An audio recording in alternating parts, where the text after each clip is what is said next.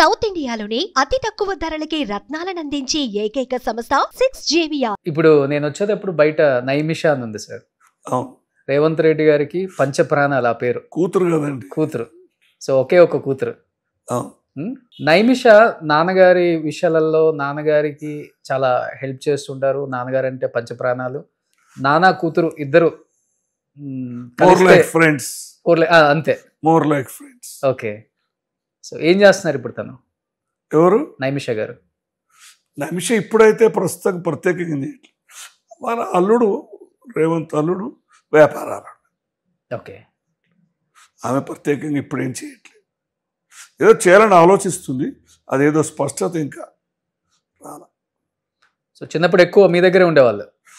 ఉంటుంది. మనవరాలు కదా, మాకు కూడా అప్పుడు అపురూపం. నాన్నలాగా పాలిటిక్స్. ఆమె ఇప్పుడు ఆయన కొడుకు అపురూపం, ఆమె కొడుకు అప్పుడు ఆమె అపురూపం. తర్వాత చాలా కాలానికి మా కొడుకు కూడా ఒక అమ్మాయి పుట్టింది. ఓకే. ఆ గ్యాప్లో ఇక ఇద్దరు నాకు మనవరాలే. సో ఇప్పుడు రేవంత్ రెడ్డి గారికి వారసులు లేరు కాబట్టి నైమిష గారు ఇన్ కేస్ ఇన్ ఫ్యూచర్ రాజకీయాల్లోకి వచ్చే అవకాశం ఉందంటారా సార్? అది ఇప్పుడు ఏంటండి, 2 సంవత్సరాల అబ్బాయిని పట్టుకొని ఎలా చెప్తారు అవన్నీ? అవన్నీ చూస్తామా పెడతామా? ఉంటుంది కదా ఏ తండ్రికైనా. ఇవాళ కూతురు కొడుకులే ఉంది సార్. ప్రజలకు మంచి చేయాలని ఆలోచన చాలు కదా. అతనికి ఏకైక వారసుడనలో సందేహం లేదు. రాజకీయమా వ్యాపారమా అనేది మనం ఎలా చెప్తాం? ఇప్పుడే అతని అభిలాష, అతని ఎట్లా పోతారో చెప్పలేం కదా భవిష్యత్తు. ఓకే. సో గీత గారికి కూడా అసలు పాలిటిక్స్ చాలా దూరంగానే ఉంటారు ఫస్ట్ నుంచి చూశారు కాబట్టి ఆమె. అవును. కానీ టైం దొరకదు, ఫ్యామిలీకి టైం ఇవ్వలేము. అవును.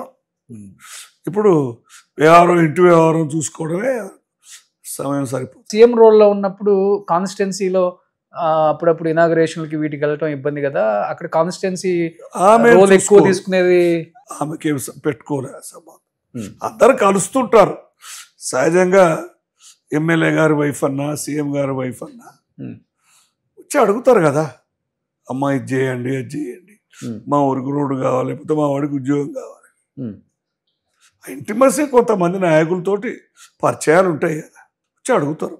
సొంతూరు సంబంధించిన వాళ్ళు, నియోజకవర్గాలు, మా ఊరు వాళ్ళు కూడా అడుగుతారు. ఓకే. నా కూతురు కాబట్టి. ఓకే. సో మీరు రాయబారం తీసుకెళ్ళాలి. రాయబారం ఏంటి కానీ ఇక చెప్పడం. ఓకే. సాధ్యమైన పనులు, ముఖ్యంగా ఉద్యోగాల నిమిత్తమే ఎక్కువ ఉంటాయి. అవేమో ప్రభుత్వ ఉద్యోగాలు లేవు, పరీక్షల ద్వారా రావాల్సిందే. అది ప్రజలకు పూర్తిగా అర్థం కాదు. 10th పాస్ అయ్యి, ఇంటర్మీడియట్ పాస్ అయ్యి, గ్రాడ్యుయేట్ కాగానే మాకు జాబ్ కావాలంట. కానీ కొన్ని ఈ యొక్క ఎంట్రన్స్ టెస్టులు, పబ్లిక్ ఎగ్జామ్స్ పాస్ అయితేనే ఉద్యోగాలు వస్తాయి ప్రభుత్వం. అవును. కానీ అందరికీ ప్రభుత్వ ఉద్యోగం కావాలని ఒక కోరిక. కానీ గీత గారి రోల్ ఎక్కువ జాయింట్ ఫ్యామిలీస్ కదా. అటు సైడు పెద్ద ఫ్యామిలీ, మీ సైడు పెద్ద ఫ్యామిలీ, అందరిని కలుపుకురావాలి, మంచి చెడులు ఉంటాయి.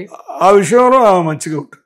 ఓకే. అందరూ మా ఫ్యామిలీ కానీ, అత్తగారి తరఫు ఫ్యామిలీ కానీ మంచిగా కలిసే ఉంటుంది. ఓకే. కలుపుకొనే పోతాం. ఓకే. ఏం చదువుకున్నారు గీత గారు? ఢిల్లీలో చదువుకున్నారు. బాబు జయప్రకాష్ గారు ఆయన ఇక్కడ ఇంజనీరింగ్ BE.